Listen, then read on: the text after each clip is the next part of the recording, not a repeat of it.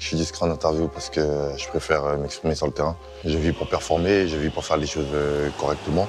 Je pense que je suis un peu trop vrai pour parler souvent en interview à la presse. Un peu trop honnête.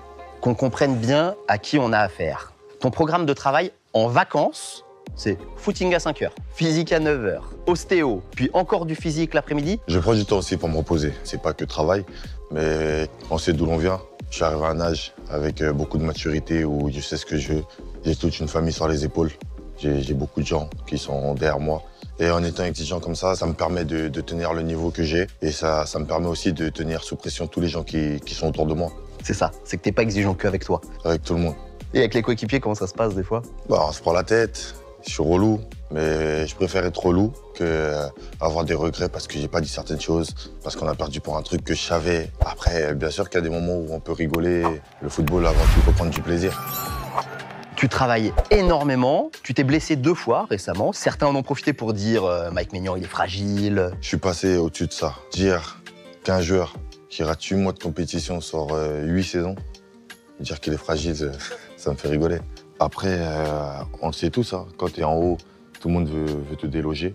Mais ça ne me met pas plus de pression que ça. Voilà, ça me motive. Et le seul message que je peux leur faire passer pour qu'ils évitent de perdre de l'énergie et de la concentration, c'est qu'ils retournent à leurs occupations parce qu'avant de me voir au tournoi, ils auront le temps d'avoir les cheveux blancs. Je suis numéro 1, numéro 10, je vais toujours travailler autant. Je vais rien laisser passer. T'es titulaire en bleu depuis peu, mais t'es déjà devenu un leader. Non, j'ai toujours été un leader. Donc dire que je suis devenu leader parce que je suis titulaire, c'est faux. J'ai besoin de booster. J'ai besoin de donner le meilleur de moi-même pour les autres, de voir si ça va pas. J'analyse tout. Quand t'entends Zlatan dire le meilleur gardien du monde, c'est Donnarumma. J'ai eu la même réaction. J'ai rigolé pareil. Mais j'ai pas de commentaires à faire dessus. Bah, tu peux dire que tu lui as ramené le titre avec Milan l'année dernière déjà. C'est pour ça que je fais pas de commentaires, il sait déjà. Pour moi, c'est un de tes ressorts psychologiques. T'aimes donner tort aux gens, non? J'aime ça. La pression, ce qu'on peut dire, l'adrénaline. Parfois, je me mets même la pression tout seul. Je parle avant un événement exprès, tu vois. C'est pas comme ça que j'avance, mais ça m'aide à avancer. Michael Jordan, par exemple, se crée des rivalités pour se motiver. J'ai l'impression que toi, t'as besoin de ça aussi. C'est un personnage qui est extraordinaire, dans l'exigence, dans tout. Et c'est vrai que parfois, quand je vois que je suis en dedans, je vais chercher une rivalité sur le terrain, je vais chercher un truc qui va m'énerver pour que je puisse être là. Aujourd'hui, beaucoup te présentent comme l'un des 2-3 meilleurs gardiens du monde. On oublie qu'il y a 5-6 ans, t'es dans le dur à Lille. Ça va vite. Ce que je suis devenu aujourd'hui, je le savais. C'est pas de l'arrogance, mais j'ai foi en Dieu, j'ai confiance en moi. Je travaille et comme tu peux le voir apparaître sur mes gants depuis peu, FDTPH, foi, discipline, travail, patience, humilité.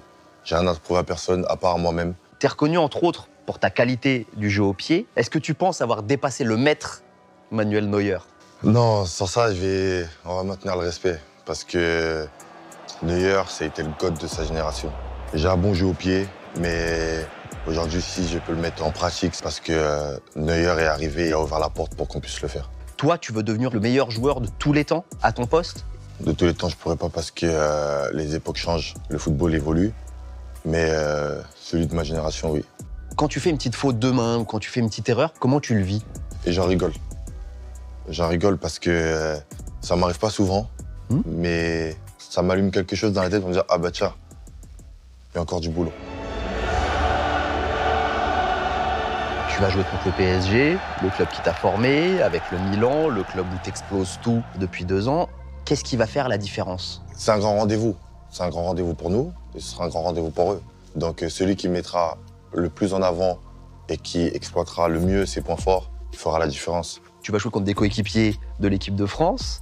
Alors, est-ce que tu as des petits secrets concernant la finition de Kylian Mbappé, Kolo Muani, Ousmane Dembélé? Est-ce que tu vas briefer un peu ta défense? Je suis très focus, j'analyse beaucoup, mais il y a des domaines où je ne peux pas toucher parce que ça, je ne maîtrise pas. Ça, je pense plus, c'est les défenseurs, le coach qui vont beaucoup aider sur ça. Tu as été formé au PSG, mais t'en es parti par la petite porte. T'as jamais joué au parc avec le maillot du PSG. Est-ce que tu as un sentiment de revanche par rapport à ta formation parisienne? Non. Aujourd'hui, je suis au-dessus de ça. Je souhaite toujours le meilleur, tu vois, je ne souhaite pas de mal, parce que je suis quand même parisien. Mais comme je suis un professionnel, je dois respecter mon employeur. Milanais avant tout. revenir un jour au PSG où tu n'as jamais joué. Mais comme tu es un mec qui n'aime pas les échecs, est-ce que c'est un objectif dans ta carrière? Un objectif, non. Mais c'est pas un échec. Moi, je voulais rester. Mais on m'a fait ne pas rester. Et aujourd'hui, où j'en suis, je pense que la réussite, elle est là parce que je suis parti. Ça a été plus une réussite qu'autre chose. C'est vrai qu'un rendez-vous avec un dirigeant du PSG et ta mère a changé ta vie quand tu étais ado? Totalement vrai. Ce qui se passait, c'est que toutes les détections que je faisais, je réussissais, mais le problème, c'était mon bulletin scolaire. Et c'était le dernier qui croyait en moi. Il m'a dit, je te laisse une dernière chance, ramène-moi un dernier bulletin. Et je vois de temps en temps et je lui dis toujours la même chose. Merci Pierre-Renaud. Tu es en fin de contrat en 2026 avec le Milan. Quelle orientation tu veux donner à ta carrière? Jusqu'à aujourd'hui, personne ne m'a parlé de mon avenir ici. Les seuls qui m'avaient parlé de mon avenir, c'était Maldini et Massara, mais ils sont plus là. J'aime le Milan, donc on verra ce qui se passera.